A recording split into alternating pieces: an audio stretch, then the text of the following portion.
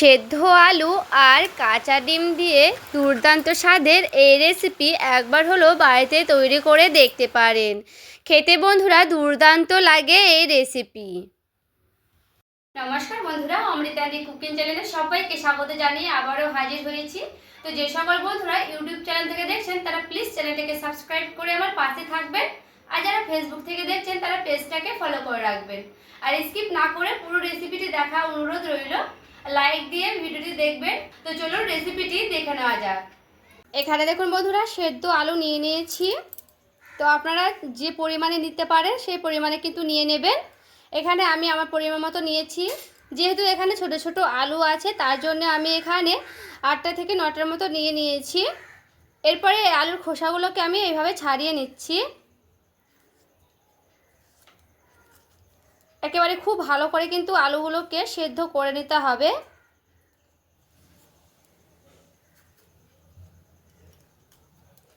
আর এখানে দেখুন খুব সুন্দর করে কিন্তু আলুর খোসাগুলো ছাড়ানো হয়ে যাবে, যেহেতু সেদ্ধ আলু। তো এখানে আমি সবগুলোই আলুর খোসা কিন্তু এইভাবে ছাড়িয়ে নেব। আর এখানে দেখুন আলুগুলো আমার খুব ভালো করে খোসা ছাড়ানো হয়ে গেছে। এরপরে দেখুন আলুগুলো কিন্তু খুব ভালো করে ছিলানো হয়ে গেছে। আর এখানে আমি খুব ভালো করে আলুগুলোকে একেবারে ম্যাশ করে নেব। তো দেখুন এইভাবে খুব ভালো করে ম্যাশ করে নিচ্ছি। আপনারা চাইলে গ্রেটার দিয়ে গ্রেট করে নিতে পারবেন এখানে বন্ধুরা। তো আমি এখানে আলুটাকে খুব ভালো করে এইভাবে ম্যাশ করে নেব। এতে ভালো হবে যেন দলা ভাব না থাকে, এইভাবে কিন্তু করে নিতে হবে। যেভাবে আলু ভর্তা করে এইভাবে একেবারে কিন্তু করে নিলে খুবই ভালো হবে।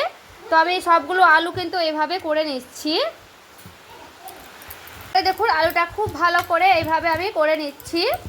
প্রথমে আলুগুলোকে হালকা করে ম্যাশ করে নিয়ে একেবারে কিন্তু খুব সুন্দর করে এইভাবে মাখিয়ে নিতে হবে, যেন গোটা গোটা না থাকে। এতে করে গোটা গোটা থাকলে কিন্তু ভালো হবে না রেসিপিটি। তার জন্য আমি এভাবে 2-3 বার খুব সুন্দর করে কিন্তু ম্যাশ করে নিচ্ছি। আর এই যে এইভাবে কিন্তু করে নেওয়া হয়ে গেছে। এখানে দেখুন আগে থেকে আমি পেঁয়াজ কেটে রেখেছিলাম, এখান থেকে আমি অর্ধেকটা পেঁয়াজ কাটা দিয়ে দেব। এরপরে দিয়ে দিচ্ছি পরিমাণ মতো লবণ। লবণটা এখানে যেমন পরিমাণ লাগবে সেই পরিমাণটা কিন্তু বুঝে দিয়ে দিতে হবে। এরপরে দিয়ে দিচ্ছি হলুদের গুঁড়া, দিয়ে দিচ্ছি কাশ্মীরি লঙ্কার গুঁড়া। এখানে আমি দেখুন দিয়েছি 2টো ডিম। এরপরে এই আলুর এই মাছটা একটু আমি বরাবর করে নিচ্ছি। এরপরে আমি ডিমটাকে ফাটিয়ে নেব। এখানে দেখুন আমি 2টোই ডিম কিন্তু দিয়ে দিচ্ছি। এরপরে দেখুন আলুর সঙ্গে আর ডিমটার সঙ্গে খুব ভালো করে এভাবে আমি নাড়াচাড়া করে নেব। দেখুন এইভাবে খুব ভালো করে আমি মাখিয়ে নিচ্ছি। এখানে চাইলে 3-4টে ডিম দিয়ে দিতে পারেন। এখানে আমি পরিমাণ মতো দিয়ে দিয়েছি 2টো ডিম। যেহেতু আমার আলু ছোট ছোট ছিল তার জন্য কিন্তু এখানে আমার পরিমাণ মতো 2টোই ডিম লাগবে।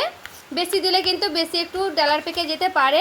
তো আপনারা চাইলে কিন্তু এখানে আলুর ভাগটা যেমন দেবেন তেমন কিন্তু ডিমের ভাগটা দিয়ে দিতে পারেন।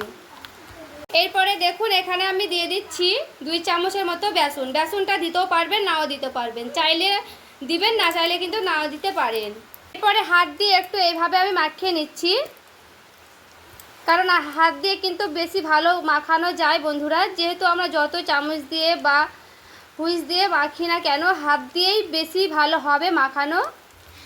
তো এইভাবে একটু হাত দিয়ে খুব ভালো করে আমি মাখিয়ে নিচ্ছি। দেখুন আমি হাত দিয়ে খুব সুন্দর করে কিন্তু মাখিয়ে নিয়েছি। এরপর আমার এটা কিন্তু মাখানো হয়ে গেছে। এরপরে দেখুন এখানে আমি একটা কড়াই বসে দিয়েছি। কড়াই দিয়ে দিচ্ছি সরিষার তেল। তেলটা গরম হয়ে গেলে দিয়ে দিচ্ছি কেটে রাখা পেঁয়াজগুলো। এরপরে পেঁয়াজটা আমি লাল লাল করে ভেজে নেব। আর এখানে দেখুন পেঁয়াজটা আমার খুব ভালো করে ভেজে নিয়েছি। এইভাবে লাল লাল করে কিন্তু ভেজে নিতে হবে পেঁয়াজটাকে। এরপরে আমি এখানে একটা মশলা করে রেখেছি, আদা বাটা, জিরে বাটা, লঙ্কা বাটা। এরপরে আমি পরিমাণ মতন দিয়ে দিচ্ছি লবণ। এরপরে দিয়ে দিচ্ছি হলুদের গুঁড়া পরিমাণ মতো। এখন দিয়ে দিচ্ছি কাশ্মীরি লঙ্কার গুঁড়া কালারের জন্য। খুব ভালো করে মশলাটা আমি কষিয়ে নিচ্ছি এখানে। আর এখানে দেখুন খুব ভালো করে মশলাটা আমার কিন্তু কষানো হয়ে গেছে। মশলাটা অবশ্য করে কষিয়ে নিতে হবে। তো যে কোনো রেসিপিতে বন্ধুরা মশলাটা কিন্তু ভালো করে কষানো হলেই কিন্তু রেসিপিটা খেতে ভালো লাগে। তো এখানে দেখুন মশলাটা আমার কিন্তু খুব ভালো করে কষানো হয়ে গেছে। এরপরে দিয়ে দিচ্ছি উষ্ণ গরম জল। এখানে আমি উষ্ণ গরম জল দিলাম, কারণ গরম জলটা দিলেই কিন্তু বেশি ভালো হবে, তার জন্য। তো জলটা দিয়ে খুব ভালো করে একটু এইভাবে আমি নাড়াচাড়া করে নিচ্ছি। এরপরে জলটা আমি খুব ভালো করে ফুটিয়ে নেব, টকবক করে কিন্তু ফুটিয়ে নিতে হবে এখানে ঝোলটাকে। এরপরে দেখুন একটা ফ্রাই প্যান বসিয়ে নিয়েছি। এরপরে দিয়ে দিচ্ছি তেল। তেলটা দেখুন খুব ভালো করে কিন্তু গরম হয়ে গেছে, ধোয়া ওঠা গরম করে নিতে হবে তেলটা। এরপরে যে ব্যাটারটা আমি করে রেখেছিলাম আলু আর ডিমের, এরপরে অল্প অল্প করে আমি এখানে দেখুন দিয়ে দিচ্ছি এইভাবে। আপনারা যেমনভাবে শেপ দেবেন তেমন কিন্তু শেপ দিয়ে দিতে পারেন বন্ধুরা। তো আমি কিন্তু এরকম বড়া আকারে শেপ দিচ্ছি। ছোট বড় কিন্তু নিজেদের পছন্দ মতো করে নিতে পারবেন আপনারা নিজেরা। তো আমি আমার মতো করে এভাবে আমি করে নেব সবগুলোকে।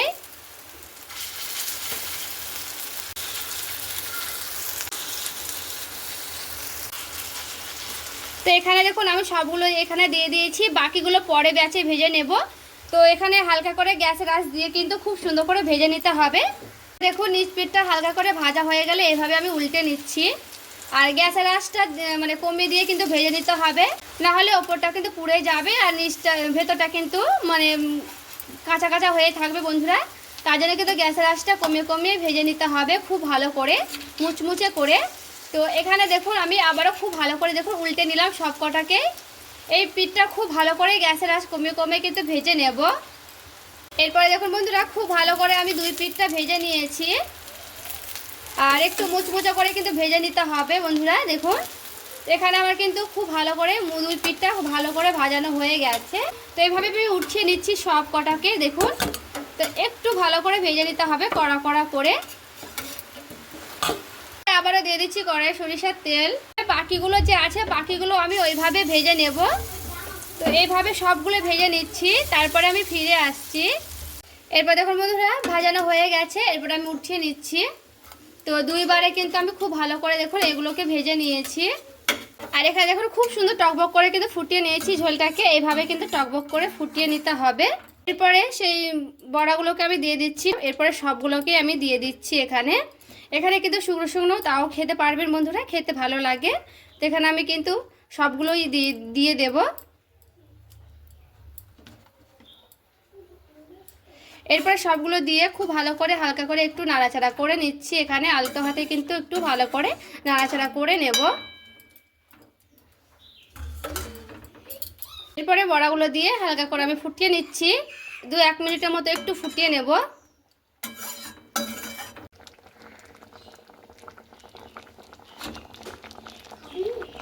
সব শেষে দিয়ে দিচ্ছি অল্প পরিমাণে গরম মশলা। গরম মশলাটা দিয়ে খুব ভালো করে একটু নাড়াচাড়া করে নিলাম। এখানে কিন্তু পুরোপুরিভাবে রেডি হয়ে গেছে। দেখুন খুব ভালো করে কিন্তু ফুটিয়ে নিয়েছি। এবারে আমি কিন্তু এগুলোকে এবার একটা বাটিতে নামিয়ে নিচ্ছি, তারপরে দেখাচ্ছি। দেখুন বন্ধুরা নামিয়ে নিয়ে চলে এসেছি। আর দেখুন দেখতে কতটা সুন্দর লাগছে। এভাবে একবার হলো বাড়িতে তৈরি করে দেখবেন, খেতে তো বন্ধুরা দারুণ লাগে। আর যাকে একবার বাড়িতে তৈরি করে দেবেন সেই কিন্তু আপনার প্রশংসা করবে, খেতে এতটাই ভালো হয়। তো বন্ধুরা আজকের আমার এই রেসিপি কেমন লেগেছে আপনাদের অবশ্যই আমাকে কমেন্ট করে জানাবেন। তো বন্ধুরা ভালো লেগে থাকলে প্লিজ একটি লাইক করবেন, চ্যানেলটাকে সাবস্ক্রাইব করে আমার পাশেই থাকবেন। ভালো থাকবেন, সুস্থ থাকবেন। দেখা হচ্ছে আরও একটি রেসিপির সঙ্গে।